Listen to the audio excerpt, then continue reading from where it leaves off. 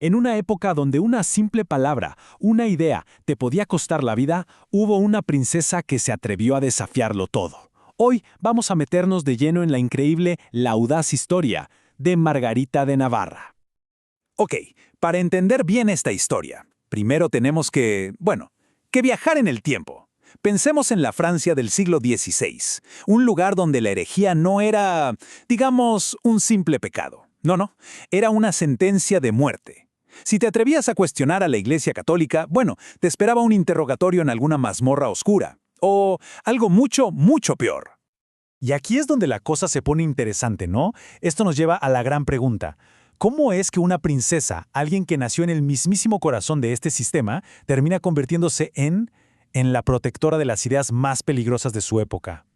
Y la respuesta, fíjense, empieza con algo que hoy nos parece de lo más normal, algo que damos por sentado, pero que en su tiempo era increíblemente peligroso. ¿Qué era? Los libros que leía. A ver, Margarita nació en la realeza, claro, pero su vida da un giro total, un vuelco, en 1515. ¿Por qué? Porque su hermano, Francisco I, se convierte en rey. De repente, ¡pum!, está en el epicentro del poder. Pero atentos a esto, porque es clave. Solo 2 años después, en 1517, justo cuando las tesis de Lutero están prendiendo fuego a la reforma en Alemania, ¿qué está haciendo ella? Ya está pidiendo que se las traduzcan al francés. O sea, su curiosidad intelectual era insaciable. Y como vamos a ver, muy, muy peligrosa. Pero a ver, esta mentalidad no salió de la nada. Para nada. Todo se lo debemos en gran parte a su madre, Luisa de Saboya, que se aseguró de que tuviera una educación excepcional. Se metió de lleno en el humanismo cristiano, leyó a Erasmo y esto es importantísimo, estudió el Nuevo Testamento directamente del griego original. Del original. Si a eso le sumamos sus charlas con los poetas y predicadores más innovadores de la época, el resultado fue una pensadora radicalmente independiente. Algo rarísimo para una mujer de su posición en ese entonces. Entonces, claro, cuando por fin le llegan esas obras peligrosas de los reformadores, para ella no fue como un rayo en un cielo despejado, para nada. Fue más bien como la pieza que faltaba en el rompecabezas. Fue una confirmación. Le confirmó algo que su propio estudio de las Escrituras ya le venía susurrando, que las enseñanzas oficiales de la Iglesia, no siempre cuadraban con lo que decía la Biblia. Y con ese conflicto interno a cuestas, ¿qué hace? Pues busca respuestas. Y las encuentra en el círculo de Meaux. Pensemos en ellos como un think tank de evangélicos franceses que defendían ideas súper revolucionarias, como la justificación solo por la fe. Al acercarse a ellos, Margarita estaba, sin decir una palabra, haciendo una declaración potentísima. Estaba diciendo, mi lealtad está con la verdad de las Escrituras, no con las tradiciones de la corte. Pero ojo, Margarita no era solo una intelectual encerrada en su biblioteca. Para nada. Con sus convicciones cada vez más claras y firmes, empezó a usar su posición única, para pasar de las ideas a la acción. Y su poder no venía de un ejército ni de un título, no. Venía de algo mucho más personal, mucho más fuerte. Era simple y sencillamente la hermana adorada del rey. Esa relación, esa era su armadura, su escudo y su arma más poderosa, todo en uno. ¿Y quieren la prueba más clara de esto? La tenemos en las propias palabras del rey.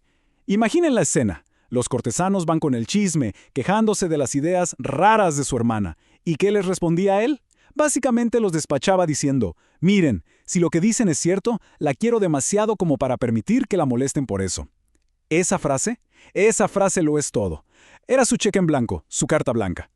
Y con ese, digamos, permiso real en el bolsillo, Margarita se volvió increíblemente audaz. Ya no se escondía, ¿qué va? Discutía sus ideas abiertamente en plena corte católica. Logró convertir a otros nobles y, lo que es más increíble, se atrevía a ir directamente con su hermano, el rey, a pedirle que liberara a protestantes que estaban en la cárcel. Y lo más loco de todo es que, muchas veces, lo conseguía. Pero la historia no se queda ahí. Su vida estaba a punto de dar otro giro. Un segundo matrimonio la iba a convertir en reina y le iba a dar un poder completamente nuevo. A ver, el poder de Margarita estaba a punto de cambiar por completo. Piénsenlo así. En París, su poder era la influencia, ¿verdad? Dependía de que su hermano la escuchara. Pero en 1527, todo cambia. se casa con Enrique de Albret y se convierte en reina de Navarra. De un día para otro, ya no solo susurraba al oído del poder, ahora ella era el poder en su propio reino, pasó de influir a mandar. ¿Y qué hace una persona como ella con ese nivel de poder? Pues lo que uno esperaría, lo usa para el bien. Convirtió su capital, Nérac, en un verdadero faro de esperanza, en un refugio, un santuario, para todos los que escapaban de la brutal persecución religiosa que había en el resto de Francia. Y para que nos demos una idea de qué tan importante era este refugio, bueno, entre las muchísimas personas que encontraron seguridad en Navarra, había un joven teólogo, un tal Juan Calvino. Sí, ese Juan Calvino. Su nombre, como sabemos, cambiaría la historia. O sea, ese era el nivel de compromiso que tenía Margarita. Pero, como suele pasar en la historia, esta época de relativa calma y seguridad estaba a punto de terminar, y de forma muy abrupta. Un solo evento iba a cambiar las reglas del juego para siempre. El punto de inflexión fue en octubre de 1534. Se conoce como el asunto de los carteles. ¿Qué pasó? Unos carteles anónimos, súper críticos con la misa católica, aparecieron por toda Francia. Ya eso era una provocación gigante. Pero la gota que derramó el vaso, el insulto final, fue que uno de esos carteles apareció clavado en la mismísima puerta del dormitorio del rey. De su hermano. La reacción de Francisco no fue de enojo, fue de furia total y desató una represión brutal. De la noche a la mañana, ese escudo protector que tenía Margarita se hizo pedazos. Y de repente, el rencor del rey, su orgullo herido, pesó más que todo el amor que sentía por su hermana. La prueba más terrible y trágica de esto fue el destino de su propio impresor, un hombre llamado Antoine Auguereau. Fue ahorcado por su fe. El mensaje no podía ser más claro.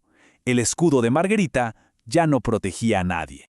Entonces, ¿qué nos queda? ¿Cuál es el legado de una protectora cuyo poder, al final, pareció desvanecerse? Y esto nos deja con una pregunta bien difícil, la verdad. Si al final su influencia se debilitó tanto que ya no podía proteger a la gente, ¿valió la pena toda su lucha? ¿Sirvió de algo? Parece que la propia Margarita se hizo esta misma pregunta. Casi al final de su vida, escribió algo que nos da una pista. Dijo, con una fe que parece inquebrantable, que estaba segura de que Dios continuaría la obra que ella había empezado y que su lugar sería ocupado y con creces por su propia hija. Y ¿saben qué? Su esperanza no fue en vano, para nada. Esa hija, Juana de Albret, se convirtió en reina de Navarra. Y no solo siguió los pasos de su madre, no, se convirtió en una defensora implacable, un verdadero corazón de león de la Reforma francesa. La antorcha no solo se pasó de mano, ardió con muchísima más fuerza. Y es que así es la cosa. Aunque el poder de Margarita como persona tuvo sus límites, al final su verdadero legado no fue solo la gente que pudo proteger en vida, fue haber plantado una semilla. La obra de la princesa protectora no terminó con ella, para nada. Floreció con una fuerza imparable en la siguiente generación. Y así se aseguró de que su valentía resonara para siempre en la historia.